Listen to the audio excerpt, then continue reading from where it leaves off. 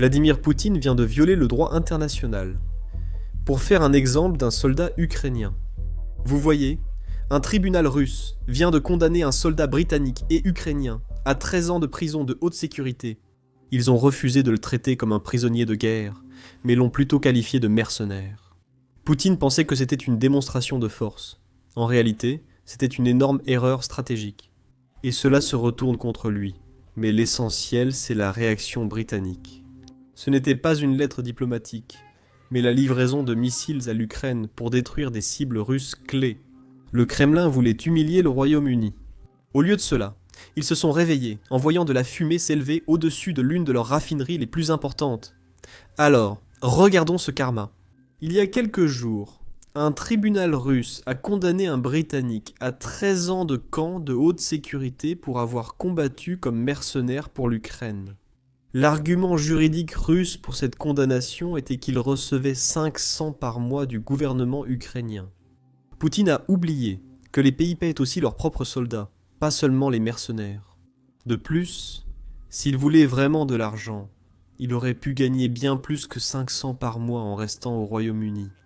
Il voulait défendre la souveraineté de l'Ukraine contre l'invasion russe, et c'est pour cela qu'il servait dans la Légion étrangère ukrainienne. En tant que soldat, cela signifie qu'il était un soldat dans cette guerre. Et, selon le droit international, les prisonniers de guerre ne peuvent pas être poursuivis pour leur participation aux hostilités, mais la Russie ne respecte plus le droit international. Cependant, Poutine a oublié un point. Il commence à manquer de soldats russes à envoyer comme chair à canon. Et c'est pourquoi l'armée russe recrute chaque mois des milliers d'étrangers, venant de pays comme Cuba, d'Afrique et d'Asie.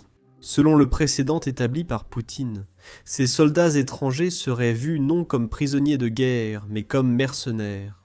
Un Sud-Africain a récemment déclaré à Reuters que son fils avait reçu la promesse d'une formation d'élite de garde du corps, personne très importante en Russie. Mais à la place, il s'est retrouvé en première ligne, à Donetsk. Il a été confirmé qu'au moins 16 autres Sud-Africains ont subi le même sort.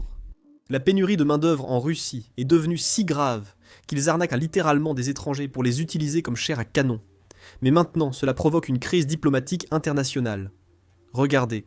L'escroquerie a éclaté en novembre quand l'Afrique du Sud a reçu des appels de détresse d'hommes piégés dans le Donbass. Des cas similaires ont émergé partout en Afrique. Le Kenya indique que plus de 200 de ses citoyens combattent pour la Russie, tandis que l'Ukraine estime plus de 1400 Africains impliqués. Un recrue kenyan, David Kuloba, a été tué sur la ligne de front après avoir signé un contrat militaire russe. Sa mère, Suzanne, a dit avoir reçu un message vocal d'un de ses compagnons d'armes, lui annonçant qu'il avait été tué dans une explosion. Au bout d'un moment, quand il a commencé à partir en mission, je n'ai pas arrêté de prier pour lui parce que je n'étais pas tranquille. Puis, il a soudainement disparu. Jusqu'à aujourd'hui, je n'ai plus jamais eu de ses nouvelles. Les Ukrainiens ont jusqu'ici traité les combattants étrangers capturés comme des prisonniers de guerre. Cela signifie qu'ils reçoivent le même traitement, conformément à la Convention de Genève. Mais il semble que la Russie ne veuille plus suivre cette convention, et il semble que la Russie paie un lourd tribut pour cette erreur. Comme toujours, ce prix ne vient pas de l'Organisation des Nations Unies, il vient des missiles Storm Shadow fournis par les Britanniques, que l'Ukraine utilise à bon escient. Voici les conséquences d'une frappe qui a eu lieu à Noël.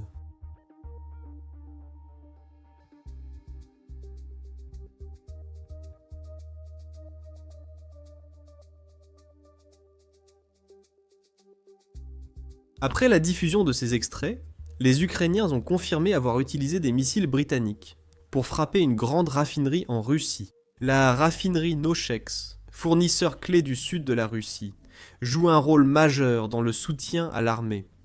Elle approvisionne l'armée en diesel, carburant et kérosène d'aviation. Maintenant, d'après les vidéos disponibles publiquement, c'est-à-dire les vidéos que des citoyens russes ont publiées, 2 frappes directes ont visé ces raffineries, ce qui suggère le passage de 2 missiles. Et après la frappe, les médias russes rapportent que la raffinerie est hors service. On peut supposer que ce sera le cas, au moins le temps que les Russes trouvent à comment tout réparer.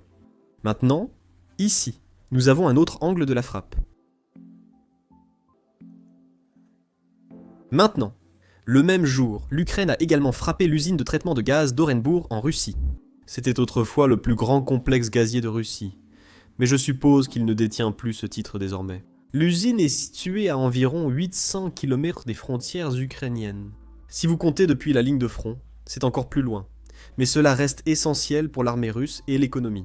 Et c'est pourquoi cette usine est en fait une cible régulière pour les drones ukrainiens. Lors de cette attaque, des drones ukrainiens ont aussi frappé 2 réservoirs de pétrole au port de Timurk. Comme c'était un réservoir de pétrole, l'incendie après la frappe était immense. Il a couvert environ 2000 mètres carrés, 22 000 pieds carrés. Heureusement, aucune victime n'a été signalée. Mais pour l'armée russe, cela restait un coup dur, parce que cette installation était une installation clé dans la mer d'Azov. Cela signifie qu'elle fournissait une grande partie du carburant qui allait vers la Crimée. En raison de son importance, elle a souvent été ciblée par des drones ukrainiens. Je souhaite maintenant prendre du recul et examiner la campagne ukrainienne contre l'industrie pétrolière russe dans son ensemble. Selon une étude récente, les forces ukrainiennes ont visé des raffineries et dépôts de carburant russes au moins 142 fois. En 2025, c'est 51 de plus qu'en 2024. Et comme si ce n'était pas assez choquant, ils touchent à cette infrastructure avec 82% de réussite. Un tel succès fait se demander où sont passées toutes les défenses aériennes dont Poutine se vante. Je suppose qu'elles protègent simplement ses palais et son bunker. Ces défenses aériennes n'assurant plus la protection de sa machine de guerre, il reprend ses vieilles habitudes. Il menace d'autres pays d'apocalypse nucléaire. Poutine cherche à intimider la Grande-Bretagne avec des bombardiers nucléaires au-dessus de la mer de Norvège à Noël. Il s'agissait de bombardiers stratégiques, Tupolev, 95 mai en route vers le Royaume-Uni. Les bombardiers étaient escortés par des chasseurs Sukhoi, 33 Russes de la marine russe. L'OTAN a donc dû faire décoller ses propres chasseurs pour intercepter les bombardiers et les repousser.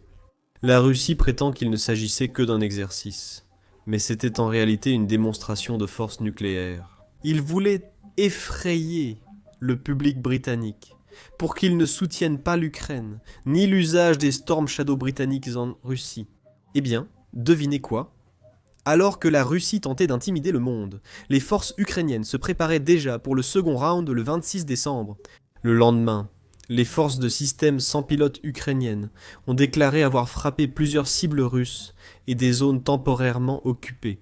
Un poste de commandement d'une brigade russe figure parmi les sites détruits, visible sur les images à l'écran. Le poste de commandement et le site de déploiement de la 14e U-brigade du direction principale du renseignement russe à Donetsk ont été totalement détruits. Une base de stockage et de réparation russe, une station radar en Crimée et un site de déploiement de bateaux d'assaut rapides ont été détruits. Dans l'ensemble, ce n'est pas un bon Noël pour les forces russes, mais c'est ici que je veux rappeler à tout le monde que l'Ukraine a demandé un cessez-le-feu à la Russie. À Noël, l'Allemagne et le pape ont aussi publiquement demandé à Poutine un cessez-le-feu. Et devinez quoi ? Les demandes ont été rejetées car la Russie disait vouloir une paix durable. Donc il n'y a aucun intérêt à avoir un cessez-le-feu à Noël. La Russie affirme défendre les valeurs occidentales et chrétiennes.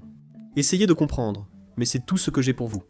Je m'appelle Sam, et je vous retrouve dans la prochaine vidéo. Un problème avec ce type de vidéo montrant de nombreuses frappes de drones, même sans blessés humains ou soldats russes. YouTube démonétise ou restreint généralement nos vidéos. En fait, la semaine dernière, nous avons eu 4 vidéos de guerre qui ont été démonétisées, selon YouTube.